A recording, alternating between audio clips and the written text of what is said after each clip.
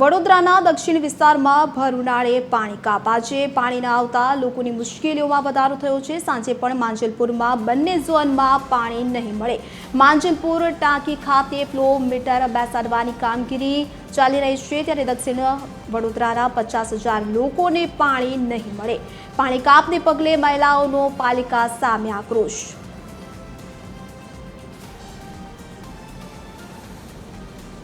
बहुत વધારે તકલીફ છે। ઘરમાં નાના બાળકો છે, ઘરમાં વડીલ માણસો છે, ગેસ્ટ આવ્યા છે ને એકદમ પાણીની તકલીફ થાય ને તે બહુ વધારે તકલીફ થાય છે। અને હમણાં ઉનાળાની શરૂઆત છે ત્યારથી જ આ ચાલુ થાય છે, તો કેવી રીતે કરવાનું પછી અમે લોકો?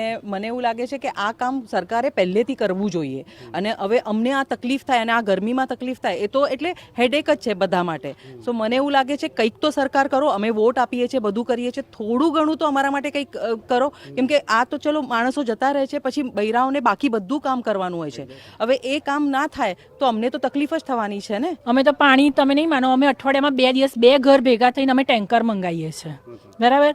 એ તો ચલો સમજ્યા કે કરી લઈએ છીએ, પણ આ ગવર્મેન્ટ કરવા શું બેઠી છે? કોઈ પણ 2 દિવસ પાણી નહીં આવવાનું એ જાણ કરશે, પણ આમ રોજ જ થોડું ઓછું આવે એ તો કહેવાનું જ નહીં, થતું જ નથી। અને રોજની રામાયણ છે, આજની નહીં, અને વર્ષોથી આ અને આટલું પાણી જાય છે ક્યાં? પાણી આવવાનો કોઈ જ ફિક્સ ટાઈમ નથી હોતો, ગમે ત્યારે આવે છે। પેલા તો 4-5 વાગે આવી જતું, તો હવે તો 7-8 વાગ્યાનો પણ ઠેકાણો નથી હોતો।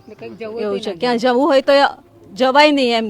માંજલપુર ટાંકી આજે 31 માર્ચે ફ્લો મીટર બેસાડવા માટે શટડાઉનની કામગીરી લીધવામાં આવી છે। સવારના ઝોનનું વિતરણ પૂરું થાય પછી ફ્લો મીટર બેસાડવાની કામગીરી શરૂ કરવામાં આવે છે।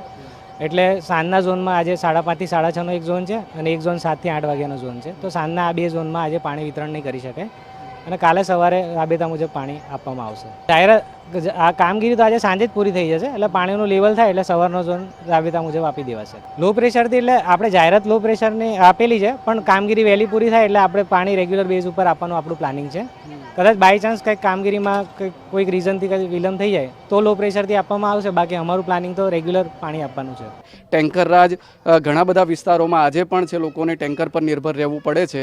તેવામાં માંજલપુર પાણીની ટાંકી ખાતે આજે શટડાઉન લઈને જે મેન્ટેનન્સની કામગીરી કરવામાં આવી છે, રહીશોનું એવું કહેવું છે કે આ કામગીરી ઉનાળા પહેલાં કેમ નહોતી લેવામાં આવી? પહેલાં પણ લઈ શકતા હતા।